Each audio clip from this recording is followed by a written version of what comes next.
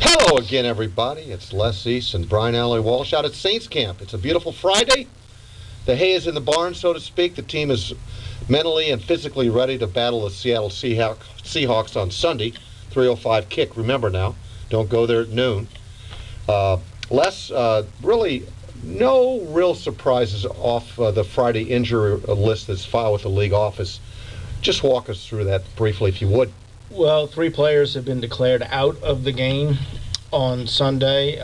Not too surprisingly, Darren Sharper with a hamstring injury. He hasn't practiced all week, nor have Pierre Thomas with the ongoing ankle situation, though apparently there's progress being made there. And Jeremy Shockey with the rib injury he suffered against Carolina. So those 3 will not play.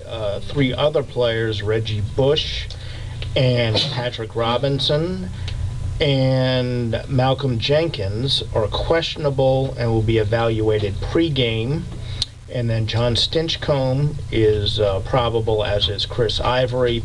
Obviously, the person we talked about the most was Reggie Bush. And I got the sense, I don't know how you felt, but talking to both Reggie and Sean Payton, it sounded as though they fully expect him to play. And the only reason he's listed as questionable is they are allowing for the possibility that a red flag might go up during pregame warm-ups. But barring something unforeseen, I would fully expect Reggie to play on Sunday. Yeah, from a fantasy football standpoint, for those people that follow us for those reasons, I wouldn't necessarily want to put Reggie on my team for Sunday because I think if he is up, which we think he will be, I wouldn't look for a whole lot of involvement, but you don't know. But I wouldn't risk a spot on your fantasy football team for that player. I would stake Les East's fine reputation, however, that Reggie will be up in uniform. And as far as Sean Payton seemed just jubilant today. I mean, for Sean Payton, this was as cordial head coach as I've seen in a few weeks, I think. Wouldn't you say? Yeah, he seemed kind of loose. He seemed in sort of a jovial mood. He was kind of kidding around a little bit during the Q&A we had, which went a little bit longer than it normally does on Friday. Usually there's so little to talk about come Friday. Well, I think in part because he was so engaging. You want to take advantage of these moments.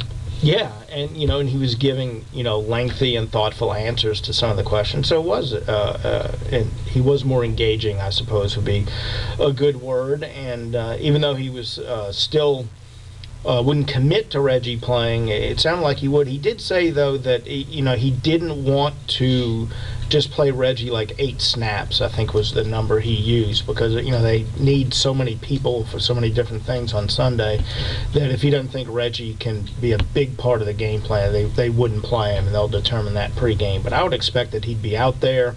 Reggie said he'd like to return punts if he were out there, but I don't know if that would be in the cards. I think he might just be limited to offense, but I would expect him to get at least a dozen or so snaps. But you're right, as far as the fantasy thing, probably the judicious thing would be not to make him active, just because there is some uncertainty about him playing and certainly how many touches he would get if he does.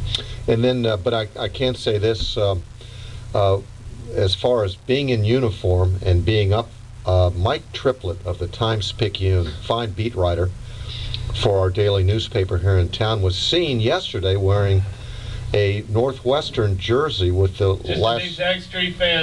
last name of Streif on the back. Mm-hmm. And do you know what that's all about, Les? Well, the jersey actually fit Mike pretty well, so I'm guessing that must have been Zach's jersey before he started hitting the weights, because if it were an authentic Zach Streif jersey from his playing days, I think it would have looked a lot larger on Mike. But I don't know. I think Mike's alma mater played Zach's alma mater last week, and as seems to happen annually, Zach's alma mater, Northwestern, got the best of Mike's alma mater, Iowa, and you can draw your own conclusions from that. And then I think Mr. Triplett, three-bagger, as I call him, has a standing bet with Malcolm Jenkins with Ohio State in Iowa, I believe. Is that correct? Well, I was not privy to that particular discussion, but my sources tell me that Malcolm Jenkins is extremely confident that the Buckeyes are going to win this game, going so far as to say he would even wear an Iowa cap for the taping of the Fox intros where he says Malcolm Jenkins, the Ohio State University, and I don't think he has any intention of having to do that. So he's extremely confident that the Buckeyes are going to beat the Hawkeyes on Saturday, and we'll just have to see what Triplett wears out here next week for the short week of practice. Well, I do know this, Malcolm was much more direct when it came to the winner in the Ohio State Iowa game than he was about being up and ready to play, because he's questionable on the injury report. But of the four, to get back to being serious here for just a brief moment, I would think Patrick Robinson will not play. Okay, and as far as the other guys, I would think Malcolm will, Reggie will.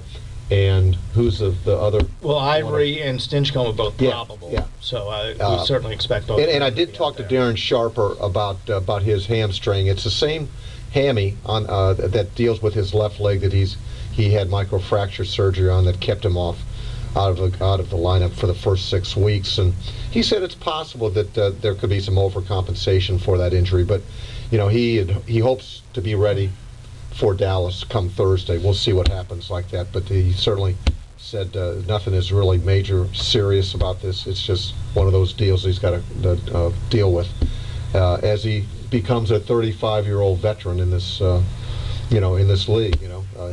Well, I was kidding him about is this an age injury? Deals with your age? Or he said, yeah, you might be right. So. Well, look, we've taken enough of your time, sports fans. Les East, Brian Allee-Walsh for NewOrleans.com. Stay glued to our website through the rest of the day into the weekend, and aloha, everyone. Yeah, stay glued.